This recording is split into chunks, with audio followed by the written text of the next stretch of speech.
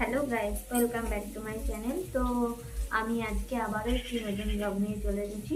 আমি সারাদিন কী কী করছি, কী রান্না করছি সেটাই তোমাদের সাথে শেয়ার করছি। তো বেশি না কথা বলে ভিডিওটা স্টার্ট করা যাক। রান্নার জন্য এখানে আমি ঢেঁড়স, আলু, টমেটো কেটে নিয়েছি। এদিকে করলা আলু ভাজবো বলে পেঁয়াজ কুচি, আলু, করলা কেটে নিয়েছি।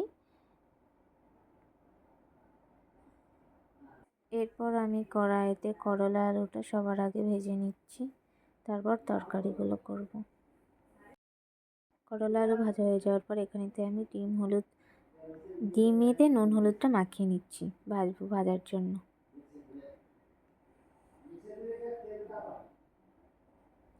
এরপর আমি ডিমটাকে তেলের মধ্যে দিয়ে ডিমটা ভেজে তুলে নেব, তারপর ডিমের কষাটা করব।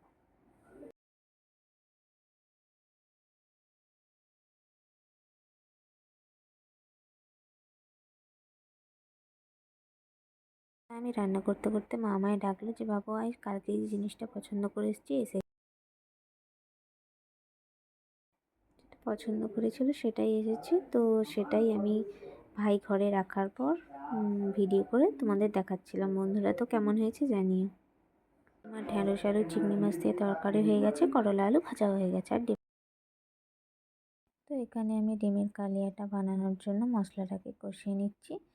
তো আমার রান্না প্রায় শেষ করলেই চলে। বন্ধুরা, আমার ভিডিওটি যদি ভালো লেগে থাকে লাইক, কমেন্ট, সাবস্ক্রাইব করবেন, পাশে থাকা বেল আইকনটি টং করে বাজিয়ে দিন। তো আজকের মতো টাটা বন্ধুরা।